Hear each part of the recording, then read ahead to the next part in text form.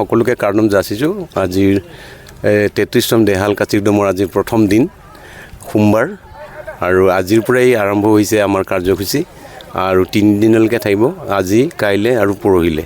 গতিকে আজি আমি মূল এই যিবোৰ আমাৰ অনুষ্ঠান বা শিবিৰ সেইবিলাক আজি মুকলি কৰাৰ যি কাৰ্যসূচী সেই কাৰ্যসূচী চলি আছে ইতিমধ্যে আমি প্ৰথমতে বৃক্ষৰোপণ কৰিলোঁ এটা শুভ কাম বুলি পেলাই তাৰপিছত এটা আমাৰ অতি মানে দৰকাৰী যিটো বীৰকিলুট বুলি কয় বীৰকিলুট মানে বাৰ্ষিকভাৱে সকলোৱে পৰাচিত হয় আমাৰ জাতিটোৱে প্ৰত্যেক ঘৰ মানুহে বছৰত এবাৰকৈ বিভিন্ন বেয়া কাম কৰা বা কি কয় পাপ কাম কৰা বুলি ভাবি নিজকে আৰু খেতি বাতি কৰোঁতে মানে ক'ৰবাত কোৰখনেদি ক'ৰবাত মানে কি কয় কেঁচু কুমতি আদি ধৰ মাৰিব পায় বুলি পেলাই অজানিতে মাৰিব পায় বুলি পেলাই সেইবিলাক দুখ বা দায় হয় বুলি পেলাই নিজকে ভাবি ঘৰখন পৰাচিত কৰে সদায় ঠিক তেনেকৈ ধৰণৰ সমাজখনকো পৰাচিত কৰে বছৰত এবাৰ দেহাল পূজা এটা পবিত্ৰ অনুষ্ঠান গতিকে দেহাল পূজাক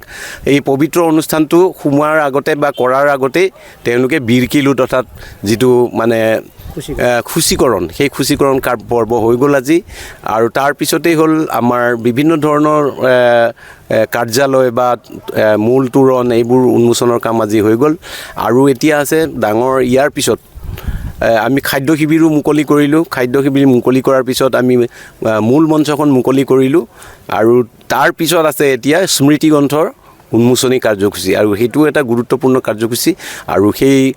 আমি এইবাৰ চেষ্টা কৰিছোঁ আমাৰ যিখন স্মৃতি গ্ৰন্থ সেইখিনি যাতে এটা গৱেষণামূলক আমাৰ লিখনিবিলাক আহে আৰু সেই চেষ্টা কৰিছোঁ যাতে সেইটো জাতিৰ কাৰণে বা এই অঞ্চলটোৰ কাৰণে বা সমগ্ৰ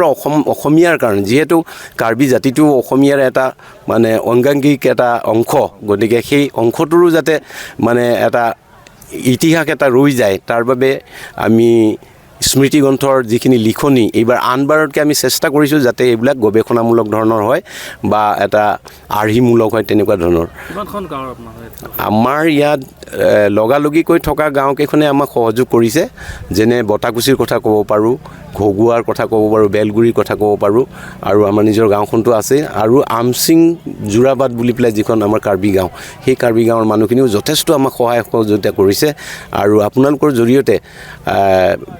প্ৰচাৰ হওক বা প্ৰচাৰ হোৱাৰ বুলি নহয় আমি তেখেতসকলক কৃতজ্ঞতা যাচিছোঁ যিসকল গাঁৱৰ মানুহে অহৰহ আহি দিনে ৰাতিয়ে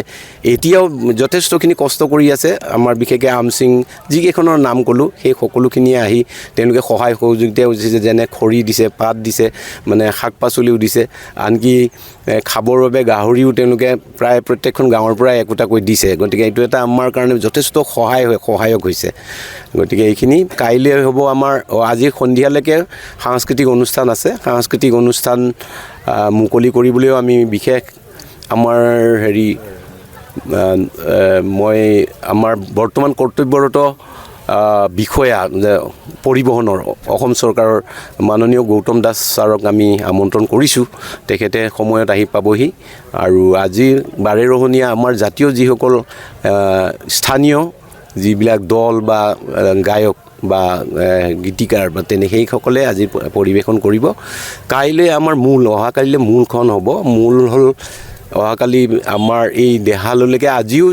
আজিও সন্ধিয়া দেহাললৈকে আমাৰ দেৱতা যাৰ ঘৰত আছে আমাৰ দেৱতা বুলি ক'লে মানে বলি দিয়া দাসৰ বা তেনেকুৱা ধৰণৰ এই দুখনকে আমি দেৱতা বুলি মানে চিহ্নিত কৰোঁ মানে এইখন যি দাসৰখনেৰে বা যি অস্ত্ৰখনেৰে মানে আমাৰ দেহালৰ বলি বিধানবিলাক কৰে তাকে আমি দেৱতা বুলি পেলাই আমাৰ যে দেউৰী ঘৰ বুলি কয় যে দেউৰী ঘৰে তেওঁলোকে পূজা পাৰ্বণ কৰি ৰাখে আৰু সেয়া ৰাখিছে আজি সূচীৰ পিছত তেওঁলোকেও সেই পূজা ঘৰত পূজা পাতল কৰি সন্ধিয়া সেই গোসাঁই আমাৰ এই দেহাললৈকে আনি পেলাই ইয়াত ভোগ টোক চৰাই পেলাই আকৌ মানে চাকি বন্তি জ্বলাই আকৌ প্ৰত্যাৱৰ্তন কৰিব আজিৰ ভিতৰতে কাইলৈ আকৌ সকলোৱে দেখাকৈ সকলো ৰাইজক লৈ পেলাই অহাকালিলৈও আকৌ তেওঁলোকে সেই দাসৰ বা সেই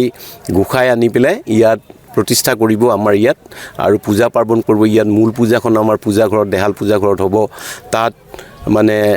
যিকোনো খবৰৰ বাবে যোগাযোগ কৰক 7099017330 লগতে 7099017110 নম্বৰত